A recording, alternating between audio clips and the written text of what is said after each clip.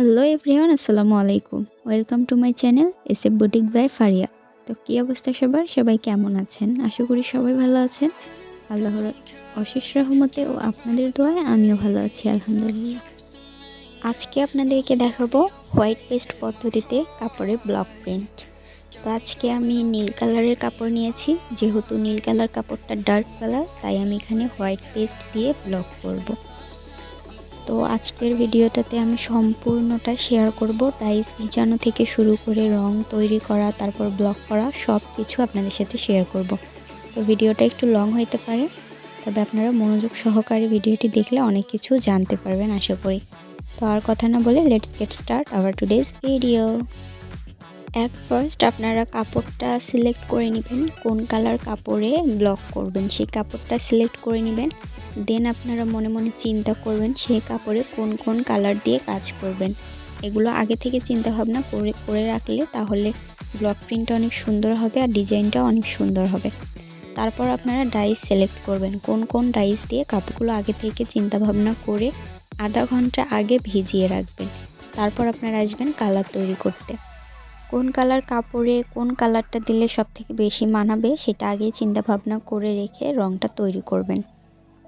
আমি আরেকটা কথা আবার বলে রাখি, সব সময় একটা কথা মাথায় রাখবেন, ডার্ক কালার কাপড়ে সব সময় হোয়াইট পেস্ট দিয়ে কাজ করতে হয়, আর লাইট কালার কাপড়ে সব সময় নিউটেক্স দিয়ে কাজ করতে হয়।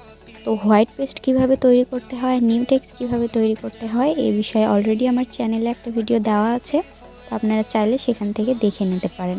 তাই এখানে আমি আর দেখাচ্ছি না, আমি শুধু আপনাদেরকে রং তৈরি করাটাই দেখাচ্ছি। তো আমি ব্লক করার জন্য কাপড় সিলেক্ট করে নিয়েছি ব্লু কালার, আর ব্লু কালারের উপরে আমি কাজ করব সাদা, আকাশি আর গোলাপি কালার দিয়ে। তো তারপর আমি ডাইস সিলেক্ট করে নিয়েছি, এখন আমি ডাইসগুলোকে ভিজিয়ে রাখছি আধা ঘন্টার জন্য। কমপক্ষে আধা ঘন্টা ভিজিয়ে রাখতেই হবে, না হলে ফিনিশিংটা ভালো আসবে না। আপনারা চাইলে এর থেকে বেশিও রাখতে পারেন যদি হাতে সময় থাকে, আর যদি সময় না থাকে তাহলে 30 মিনিট ভিজিয়ে রাখলেও হবে। তো আমার ডাইস ভেজানোর কাজ শেষ, আমি ডাইসগুলোকে ভিজিয়ে রেখে চলে আসলাম কালার তৈরি করার জন্য।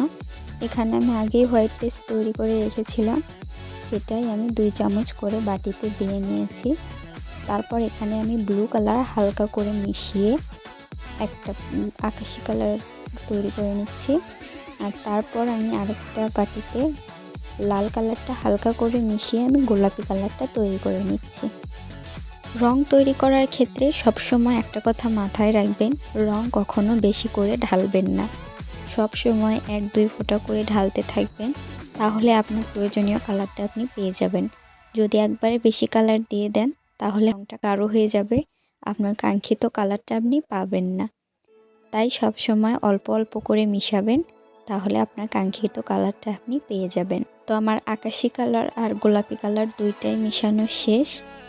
আর হোয়াইট পেস্ট আমি ইউজ করব সাদা রঙের পরিবর্তে। আসলে ব্লকে সাদা রং কখনো আলাদা করে তৈরি করা হয় না, হোয়াইট পেস্টটাকেই সাদা রং হিসেবে ব্যবহার করা হয়।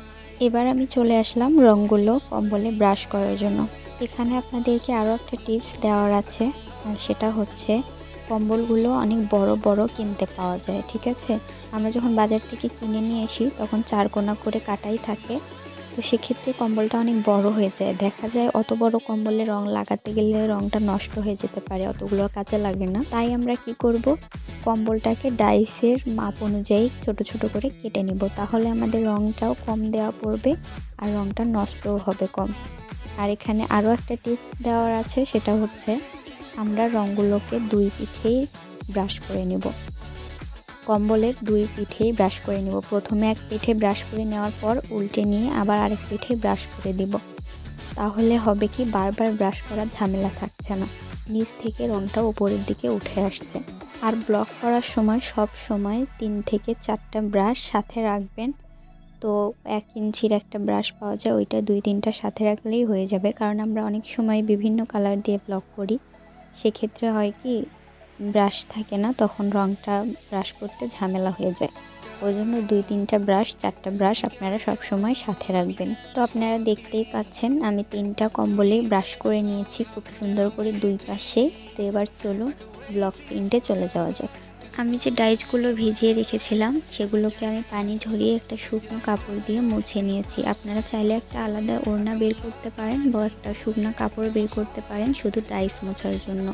তো আমি ডাইসগুলো মুছে নিয়েছি।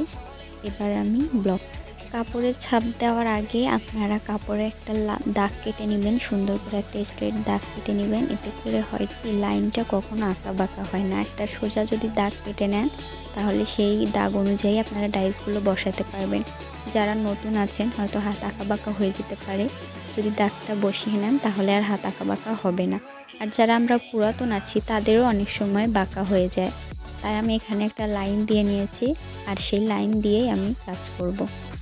তো আমি এখানে যে ডাইসটা নিয়েছি এটাকে লেস ডাইস বলে, আর এই লেস ডাইসটাকে আমি সাদা রং দিয়ে এখানে দিচ্ছি।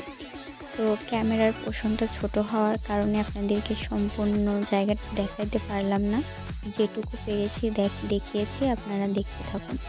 তো ওই ডাইসটা দেওয়া শেষ। এবার আমি আরেকটা ছোট ডাইস নিয়েছি, এটা দিয়ে আমি পাড় বুটা দেব, মানে পাড়ের কাজটা করে নিব। তো আমি আবার একটা লাইন দিয়ে নিয়েছি আর এই লাইনের ভিতরে আমি এই পাড়ের কাজটা কমপ্লিট করব। তো পাড়টা আমি দিয়ে নিচ্ছি আকাশি কালার দিয়ে। এখানে আসলে ক্যামেরার কারণে আকাশি কালার আর সাদা কালার দুইটাই সমান লাগতেছে। তো যাই হোক আপনারা একটু বুঝে নিয়েন। লেস ডাইসটা দিয়েছি আমি সাদা কালার আর পাড়ের কাজটা আমি করে নিব আকাশি কালার দিয়ে। আমার পাড়ের কাজটাও অলরেডি শেষ। এবার আমি আবার ওই লেস ডাইসটা দিয়ে আবার সাদা কালার দিয়ে আমি আরেকটা লাইন করে নিচ্ছি। আমি এখানেও দাগ কেটে নিয়েছি, আপনারা দেখতে পাচ্ছেন। তারপর আমি নিয়ে নিয়েছি একটা ছোট বুটা, এটাকে ছোট বুটা বলা হয়, জামদানি বুটা। তো আমি এটা নিয়েছি আর আমি এই লেস বুটার প্রত্যেকটা ফাঁকা জায়গায় এটা একটা করে দিয়ে দিব। তো এটা আমি দিচ্ছি গোলাপি কালার দিয়ে। তো সম্পূর্ণ লাইনটা আমি করে নিচ্ছি। ছোট বুটাটা দেওয়া হয়ে গেলে আমি অফলাইন ক্যামেরায় লেস বুটাটা আরও একবার দিয়ে নিয়েছি আর তারপর আকাশি কালার দিয়ে আমি একটা ফুলের ডাইস মেরে দিচ্ছি, আপনারা দেখতেই পাচ্ছেন। ফুলটা হয়ে গেলে আবার সাদা কালারটা দিয়ে আমি আরেকটা লেস দিয়ে নিয়েছি। তো এরপর আমি আরেকটা ডাইস ইউজ করেছি, এটা হচ্ছে 3 কোনা একটা ডাইস। এটাকে 4 বার ঘুরিয়ে ঘুরিয়ে দিলে গোল হয়। তো আমি সেই ডাইসটা 2 বার করে এই পাশে দিয়ে নিচ্ছি গোলাপি কালারটা দিয়ে। তো এভাবে আমি নিচের পোর্শনটা শেষ করে নিয়েছি। এরপর আমি চলে এসেছি গলায় উপর থেকে নিচ পর্যন্ত আমি 15 ইঞ্চিতে একটা দাগ কেটে নিয়েছি আর সেখানে আমি এই 3 কোনা ডাইসটাকে 4 বার ঘুরিয়ে ঘুরিয়ে একটা গোল ফুল করে নিয়েছি। এভাবেই আমি গলার কাজটাও শেষ করেছি। আসলে একটা ভিডিওতে এত কিছু দেখানোটা সম্ভব না, তো আস্তে আস্তে অনেক কিছু আপনারা দেখতে পারবেন, শিখতে পারবেন। তো গোল ফুলের কাজটা শেষ হয়ে গেলে আমি ওই পাড়ে যে ডাইসটা দিয়েছিলাম সেই ডাইসটা দিয়ে আবার সাইড দিয়ে দিচ্ছি। আর এই ফুলের কাজটা শেষ হয়ে গেলে আমি হচ্ছে সাইডে যে ফাঁকা জায়গাটা ছিল দুই পাশে, সেখানে আমি ওই ছোটো বুটাটা দিয়ে ছিটা ফোটা ফুল দিয়ে দিচ্ছি। এরপর আপনাদেরকে সম্পূর্ণ জামাটা আমি দেখিয়ে দিচ্ছি কেমন হয়েছে। তো ভিডিওটি কেমন লেগেছে অবশ্যই কমেন্ট করে জানাবেন, লাইক কমেন্ট শেয়ার অবশ্যই করবেন। আর ব্লক প্রিন্ট সম্পর্কে নিত্য নতুন মশলাদার ভিডিও পেতে আমার চ্যানেলটাকে সাবস্ক্রাইব করে রাখবেন।